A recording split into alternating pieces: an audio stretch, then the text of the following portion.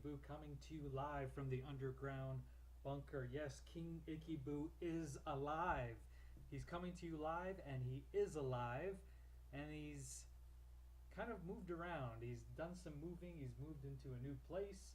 His life was a little unsettled there, so you know what that means. No videos, but he's getting settled down. Things are starting to smooth over, and therefore some time for videos has occurred. Now we are playing some action PC baseball, and we are deep, I mean deep, into the 1951 season. And I kind of jumped ahead. I haven't played the 1950 World Series yet. I think I'm in game 4 of that, and yet I still jumped ahead to 51 season. Sue me. I guess I don't know. I just like the seasons. The World Series is important, but in the way I'm doing this, it's not as important as you would think. I like to get through the seasons as soon as I can because I'm trying to do a best of the 50s kind of tournament, and until I get all through the 50s and all the seasons, then of course I can't play that tournament. So that's kind of my focus right now, and we are in September in the 1951 season. Of course, if you know anything about baseball history, 1951 season was marked by the rivalry, by the pennant race in the National League between the Brooklyn Dodgers and the New York Giants. In real life, the Giants were some 12, 13, 14 games back near the end of August, and came back and actually forced a playoff with between the Dodgers. And of course the first 2 games were split, and they went to the Polo Grounds for that famous 3rd game, which had Bobby Thompson hitting that shot heard around the world off Ralph Branca and winning the pennant for the Giants. Win the pennant, of course. The Giants won the pennant, and they went into the World Series against the Yankees. Well, things are a little bit different here in my 1951 here in PC or Action PC Baseball. As you look at the National League, yes, Brooklyn and New York are once again fighting for the pennant, and but unlike the real life, they've been running neck and neck all year round. The Dodgers have not been 14 games ahead of the Giants at any point in this season. In fact, it's been back and forth. The Giants were up by 3 games, and then the Dodgers would go up by 3 games, and they've been kind of going through that kind of range all season long, and now they are tied for first place, and they are playing today. Here it's September the 2nd, 1951. Now in the American League, if you remember, of course, the Yankees won their 3rd of their 5 straight World Series titles, 5 straight pennants between the years 1949 and 1953. But this year, there doesn't look like there's going to be any pennant for the Yankees because the Chicago White Sox have started fast and they have not let up at all. In real life, I think they were something like 83 and 70 something. I can look that up for you, but they were barely over 500. But in this, they have been running away with the league. And like I mentioned, the best of the 50s doesn't mean that these other teams are out of it, because I'm taking the top 3 teams in every league into this tournament. So it's not that the White Sox will be the only American League team. The Cleveland Indians are currently in 2nd place by 5 games over Boston, and New York is 2 games out of the 3rd spot. So really, you want to stay in the top 3. So even though it looks like this is a blowout and not a very interesting race, it in fact is. The fight for the 3 playoff spots are very intense, and the Yankees are surging right now. They are trying to get into 3rd place, and there's still a month to go, so they could still do it. But the surprise of this 1951 season has to be the White Sox. Last year, if you remember, in 1950, they barely finished out of the bottom spot. They were 100 loss team, 54 and 100. The only thing that saved them was the Philadelphia Athletics, who were 53 and 101. And the funny thing about this season, if I'd go back and look at the standings for, let's see, league standings by date. Let's pick 1st of August. You notice here who's in second place but the Philadelphia Athletics. It was a totally upside down standings in 1951 from it was in 1950. Since then, the Athletics had a horrible month of August. They were 61 and 39 at the beginning of August. At the end of August, they are 68 and 50 and 62. So they really collapsed. But the White Sox did not. They are cruising. And they're doing it behind a lot of great pitching, plus some excellent hitting by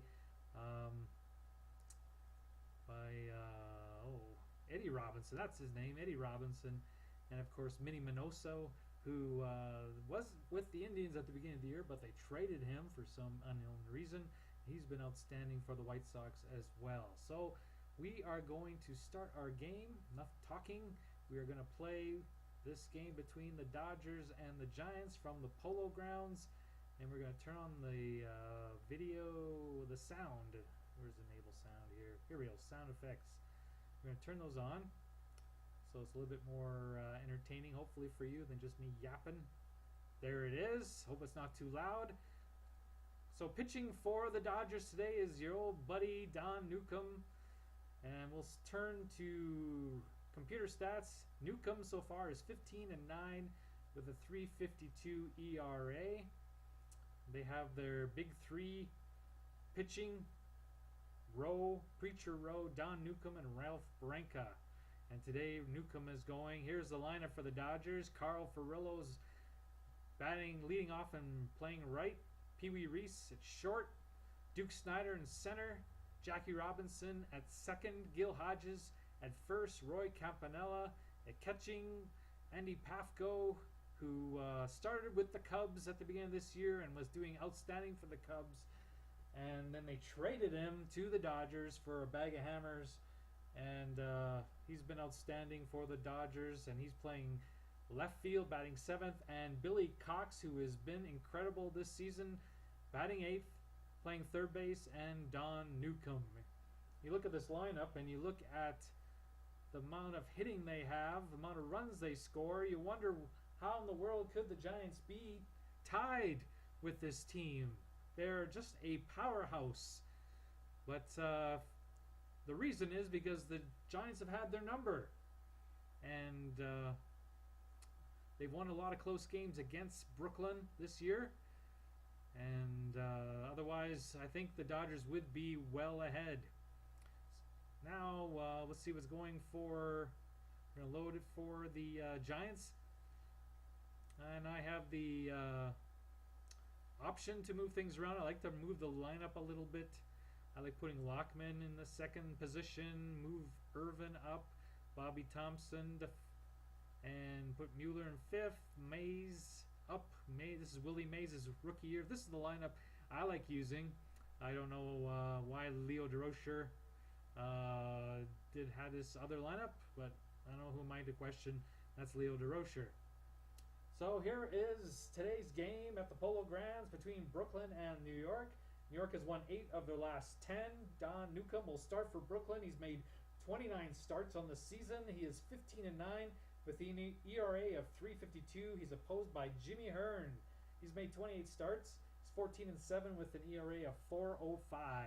And we have no threat of rain today. It's 69 degrees and the wind speed is 10 miles an hour right to left. Let us play ball. So we have Carl Furillo leading off. Hearn in real life had a 3.62 ERA. He is not pitching as well as he did in real life, but his record is pretty comparable. So let's get this game going. And he leads off walk to Furillo. So here's Pee Wee Reese. And we're going to bring the corners in. Of course, I always play as the Giants. And we've had this rivalry many times on YouTube. This is the first time in the 1951 edition. So let's see what Reese, if he bunts here, or what is he going to do? Oh yeah, we changed defense. We have to click. Possible? No, he doesn't. Surprisingly, Dark does not go for the double play, but throws directly to first, and Furillo advances to second, which brings up Duke Snyder. Duke Snyder, one of the reasons why Brooklyn's not running away from things is that Duke Snyder is not playing up to his capabilities. His average is there, on base is there, but his home runs and slugging percentage is quite a bit down. Only 16 home runs so far for Snyder. Let's see what he can do here. Strike one to Snyder. And 1-on-1. Furillo at second base. Ball 2. And it's 2-2 as Snyder cuts and tips it for a foul ball. It is strike 2. Here's a foul ball to the right side. Still 2-2. Someone's souvenir, and it's a pop. Will Westrom get to it? No, he does. He makes the catch up against the screen for the second out. And here is Jackie Robinson. Jackie Robinson is playing very well. He is batting .320 with 11 home runs and 90 RBIs. And his home runs are a little bit down from real life, but otherwise he is pretty comparable to the way he performed in 1951. And let's see if he can knock in Furillo. Cash him in. There's 1-1 to Jackie. And he hits it to Stanky and throws him out. So the Giants get out of the first after that leadoff walk. And here are the Giants. The lineup: Eddie Stanky playing second base, Whitey Lockman playing first, batting second, batting third, and playing center field, Monty Irvin, batting fourth, playing third base, Bobby Thompson, batting fifth and playing right field, Don Mueller, batting sixth, his rookie season, and playing center field, Willie Mays, batting seventh, playing shortstop, Alvin Dark, batting eighth, and catching Wes Westrom, who made that play against the screen. And our pitcher, as we've already been introduced to him, Mr. Jimmy Hearn. So here's Stanky, and Stanky is way down. His home runs are close. RBIs are going to surpass probably, but his on-base percentage, he is not even close to the number of walks that he had in real life. And that has affected the Giants running or scoring this season. So let's see if he can correct that. He does. So he gets on base. You can see that in real life he had 127 walks, and here in our replay he only has 78, although we still have a month to go, but I don't know if he can get 50 walks in 1 month, so he's probably going to finish down. So here's Whitey Lockman. He's batting .280, very comparable to real life. His numbers match, only his triples are way down. He only has 1 triple, while he in real life he had 7. So it's ball 1 to Lockman. And he gets a base hit. We're not going to send Stanky to third. We're going to hold him there. Only 18% chance. And here's Monty Irvin. His numbers are pretty comparable to real life, except his home runs are not close to being real, but everything else is pretty good. His RBIs are also half of what he had in real life, but it probably has something to do with Stanky's inability to get on base more than anything. And it's a base hit for Irvin. So with nobody out, we are not going to send Stanky home with a 56% chance. Throws it into Reese. We have bases loaded. Nobody out. Here in the first inning, Newcombe is in a little bit of trouble. And here's Bobby Thompson. This would not be the shot hit that was heard around the world, but it would be pretty important for the Giants at this point. They want us to be in first place at the end of the day, and so hopefully he can do something. Here's ball 1 to Bobby Thompson. Ball 2 as Newcombe continues to struggle here in the first. Ball 3. Okay, so do we have him take a pitch? We'll give him the green light. Strike. He does not swing, but still 3-1 to Thompson. And he walks him, and Stanky scores on the bases-loaded walk. And here is Don Mueller, 14 home runs, 70 RBIs. He's batting .318. He's one of the few Giants that's overperforming on the real-life statistics. He had 1 grand slam on the season. Strike. Mueller is down 0-1. Ball 1-1 to Mueller. Ball 2 to Mueller. The fans want to see something. It's up the middle. Base hit. 2-run score. RBIs number 71 and 72 for Don Mueller. And this brings up the rookie, Willie Mays. And this was his rookie season. In 1952, he gets drafted into the Army for 2 years. And as a result, the Giants do not contend in 1952 or 53. They finished second place, I believe, both years, but not even close to the Dodgers. But then he comes back in 1954, and if you know anything about baseball history, the Giants won the World Series in 1954 because Willie Mays just had an incredible second year, and there was no sophomore slump when it comes to Willie Mays. Willie Mays is in a little bit of slump right now. If we look at the game logs, when was the last time he had a home run? It seems like he has been stuck on 16 home runs for some time. Since August 17th, his last home run. So he's hoping to correct that today. Newcombe has already given up 3. Gets strike 1 to Mays, however. Strike 2 to Mays. And yes, we can see Mays is struggling a little bit here at this point in the season. 1 and 2 to Mays. Struck him out. Mays goes down for the first out here in the first inning. And here's Alvin Dark, another one of the underperformers. Although he had a very good August. He batted sub 250 pretty much. He was around 200 batting average until the month of August, where he hit 320, hit 5 home runs, and got his batting average up to 246. But for most of the season, here's a guy who was supposed to hit 300, was around the 200 mark, and brought much frustration to this announcer. But he is starting to pull. His power numbers are very good, but his batting average has not been up to snuff. But he, like I say, he is picking it up here when it counts the most. Ball 1 to Dark. Here's a base hit for Dark. A run scores. It's 4-0 Giants. And here's another underperformer. So you can see what I'm saying when I say that it's a marvel that the Giants are tied with the Dodgers, because most of their hitters are underperforming. And here is one of the classic case, Wes Westrom. He's batting 186.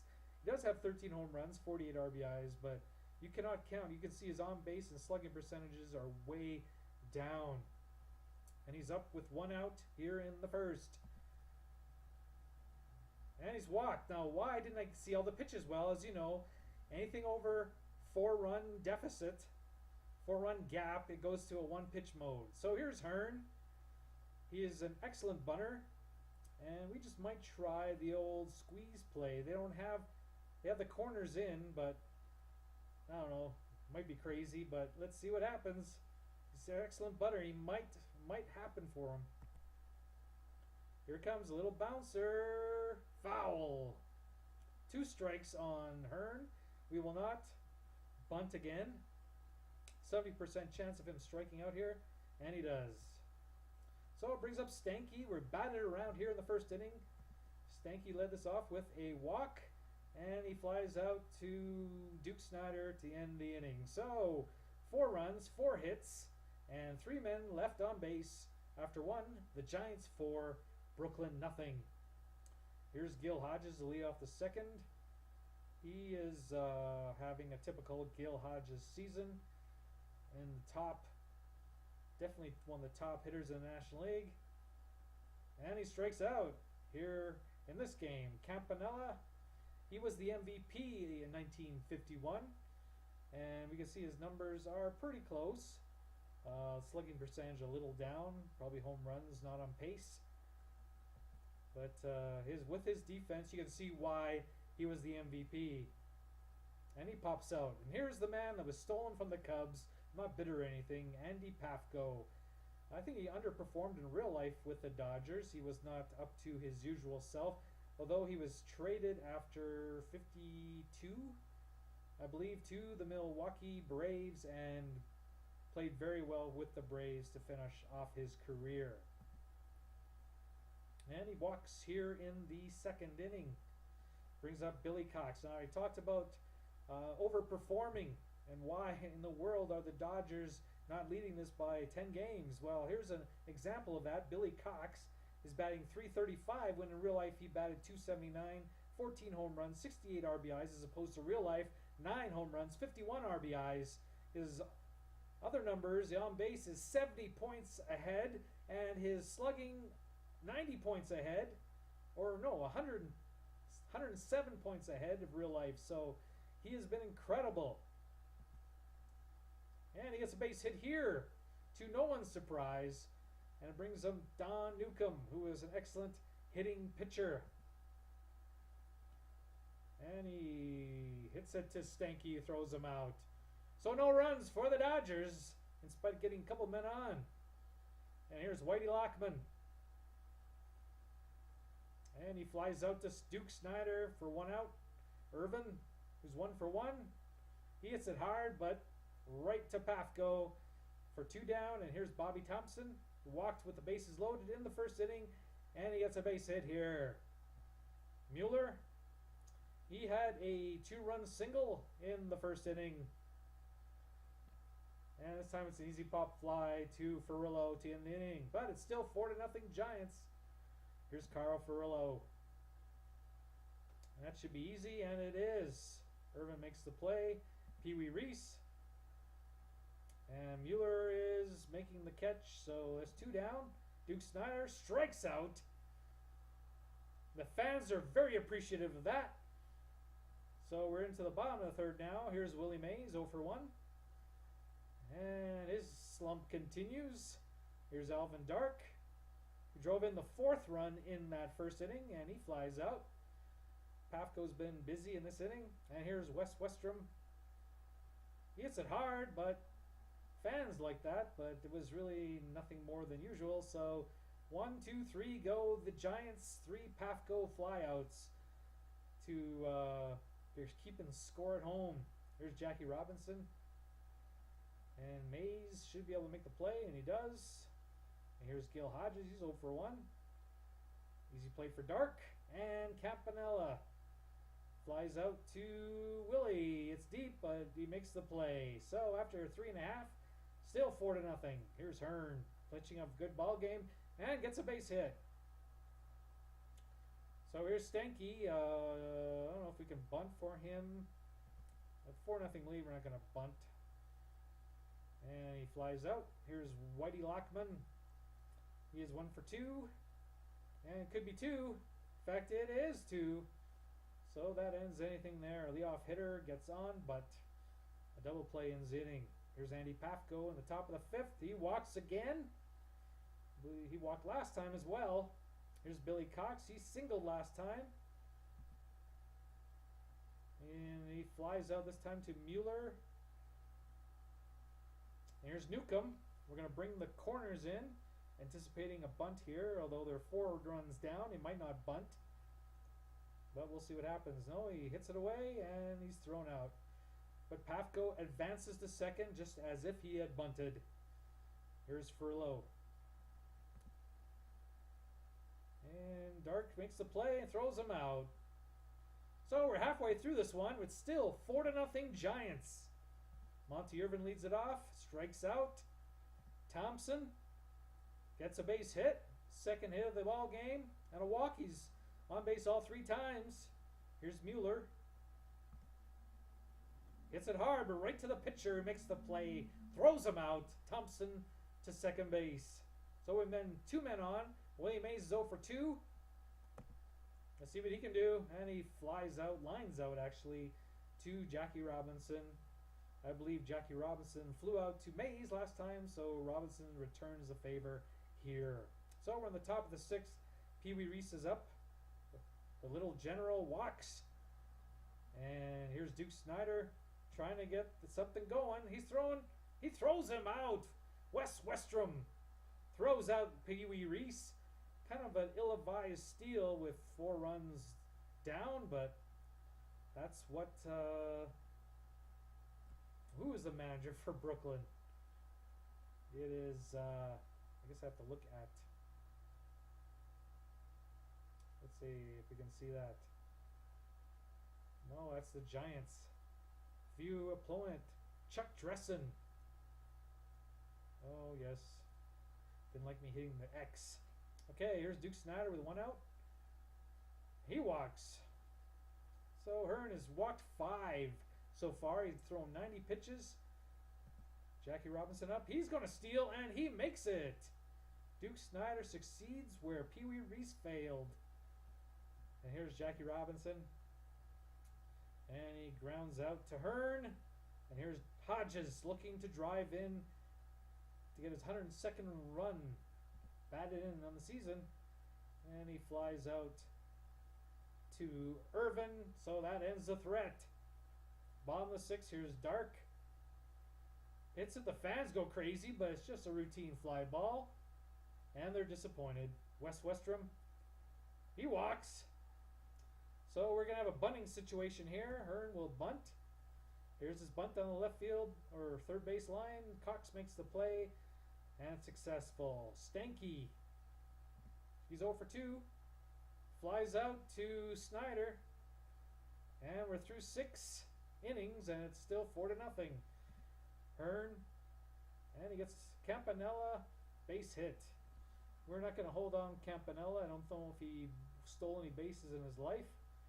So we are going to play behind him. And here's Pafko, who's walked twice today.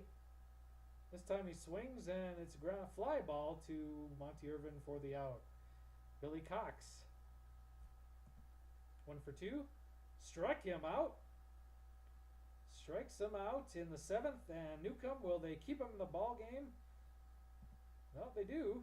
Hits it right to Alvin Dark, who throws him out, and that's it for the Dodgers in the 7th. Still 4-0. Whitey Lockman up. Hits it hard and a base hit. Here's Monty Irvin, 1 for 3. Little dribbler, foul. Another base hit for Irvin. It's not going to send. We're not going to send Lockman to third, so it's 2 men on, nobody out. Very similar to the first inning. Here's Bobby Thompson. We're not going to bunt for him. He is the most powerful man we've got, so he's going to swing away, and he gets a base hit. We're not going to send him home. Bases loaded, nobody out. And once again, here in the 7th, Mueller, who had a 2-run base hit in a similar situation in the first inning. Let's see what we can do here. He flies out, 86% chance. We're going to send him, and they don't even throw home. So it's 5-0. Here's Mays, 0 for 3. He gets a base hit. But we're not going to send him with 1 out. We'll leave the bases loaded for Alvin Dark. He has an RBI today. He gets a base hit. And we're not going to send. It's a 1 base at a time here. It's 6-0 for the Giants. Here's Wes Westrom. He walks. I think that Newcombe is tiring here. And I don't know if I posted it yet, but in the 1950 World Series, Newcombe was the starting pitcher in Game 1. And he was pitching very well, unlike today. And so for some reason, manager Dressen pulled him in the 4th inning. So it kind of left a lot of heads scratched. I guess because of that, Dressen is keeping him in while he's getting shellacked here in this game. And he's still in the game, and another base hit. We're not going to send him. And finally, manager Dressen comes to the mound and brings in a reliever, Mr. Clyde King. But the damage is done. It's 8-0. And even though this is on YouTube, we see, unless some miraculous comeback occurs, we will see a rare Dodger loss. Who would have thunk it? Here's Stanky. He hits it hard. Is it deep enough to score the runner? Well, we're going to try. We'll protect the... Throws it. He's safe. And it's 9-0. Runners advance. Whitey Lockman is up. King is not having a stellar year. He is, in real life, he was 14-7 with a 4.15 ERA. He was mostly a relief pitcher. Probably considered the closer for the Dodgers. But in this season, he is 8.64. And no, I'm not playing on any kind of alternative reality mode. This is straight up. But he has been shellacked. And you can see he's lost his closer role. But he gets out of that inning, and it's after 5 runs, it's 9-0 Giants. Hearn is still going strong. He's 111 pitches will keep him in, as the Giant bullpen is not stellar. Furillo beats out an infield hit for the 3rd Dodger hit of the day. Here's Reese. Fly ball to Willie Mays. He makes the play. Here's Duke Snyder. He walked for the 2nd time today, so a couple men on. For Jackie Robinson's 0 for 3. Ground ball to Bobby Thompson for 1. And double play. Giants turn it. Textbook. Thing of beauty. And that ends the threat here in the 8th. So it's the bottom of the 8th. Clyde King is still on the mound. Monty Irvin is 2 for 4. He strikes out. We'll allow that. Bobby Thompson 3 for 3 with a walk. And once again we'll allow that. He's had a good enough day to allow a little pop to the 3rd baseman. And here's Don Mueller. Flies, gets it out of the infield, but flies out to end the inning. So we're in the 9th. And Hearn is going to try for the complete game, although he only has 10 pitches left. We'll see what he can do. Nice play by Bobby Thompson. 1 down. Here's Campanella. Thompson is busy, and he throws him out. 2 down. Last hope for the Dodgers. Andy Pafko, 0 for 1. Oh, they're going to pinch hit for him for some reason. I guess they want to get someone else some at-bats. Cal Abrams. I guess he has a good on-base percentage, and they want him to start a rally. But it doesn't look good. Ball game. 9-0. This was not a close one. Here's the box score. I'll put it on the screen for you to compare your scorecard with this. We see that Hearn gets his 15th win of the season, and his ERA goes down to 3.88 with that shutout. And Newcombe had a hard day today, ladies and gentlemen. Gave up 9 earned runs and 6 1/3 for his 10th loss of the season. So we can see the standings as we end. And yes, the sound is over. I can talk a lot quieter now, like I'm in a library. You can see the up-to-date standings. Brooklyn is a game back now of the Giants. The difference is very close. Giants have had better pitching this season, while the Brooklyn Dodgers have better run production. And you can see here in the American League how incredible the White Sox have been. 221 run differential. They scored more runs than the Giants, not quite to the Dodgers level, but they've given up a Major League Baseball leading 440 runs only. So we can compare that to the St. Louis Browns, who have given up 800 and have a 30-96 record. Cincinnati is not doing much better. They are minus 171. The Cubs are a little bit, they're, 7 games ahead of Cincinnati. The last place team, of course, if you remember, goes into the anti-World Series. Right now, it looks like it's going to be Cincinnati and St. Louis in the anti-World Series, but still a month to go. So, yes, it's good to be back, sports fans. I hope you enjoyed today's blowout. And maybe this new bunker will mean the Dodgers won't win every game they play in, and that might be a good thing. But I'm signing off. It's good. Thank you for tuning in.